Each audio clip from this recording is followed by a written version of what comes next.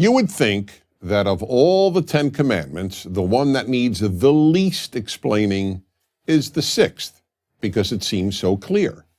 It is the one that the King James Bible, the most widely used English translation of the Bible, translates as, "Thou shalt not kill." Yet the truth is quite the opposite. This is probably the least well understood of the 10 commandments. The reason is that the Hebrew original does not say, "Do not kill," it says, "Do not murder." Both Hebrew and English have two words for taking a life. One is kill, harag in Hebrew, and the other is murder, ratzach in Hebrew. The difference between the two is enormous. Kill means, one, taking any life, whether of a human being or an animal. Two, taking a human life, deliberately or by accident. Three, taking a human life, legally or illegally, morally or immorally. On the other hand, murder can only mean one thing: the illegal or immoral taking of a human life. That's why we say, "I killed a mosquito," not "I murdered a mosquito."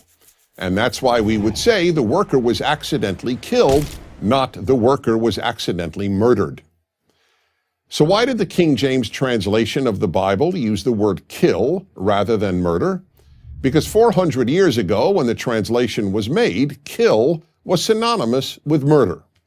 As a result, some people don't realize that English has changed since 1610, and therefore think that the 10 Commandments prohibits all killing.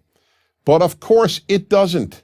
If the 10 Commandments forbade killing, we would all have to be vegetarians. Killing animals would be prohibited.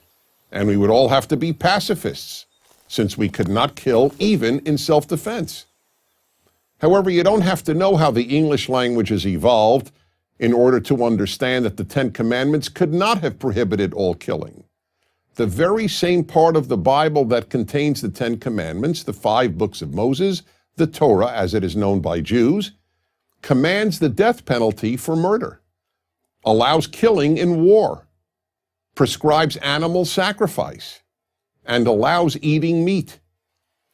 A correct understanding of the commandment against murder is crucial, because while virtually every modern translation correctly translates the commandment as "do not murder," many people cite the King James translation to justify two positions that have no biblical basis: opposition to capital punishment and pacifism.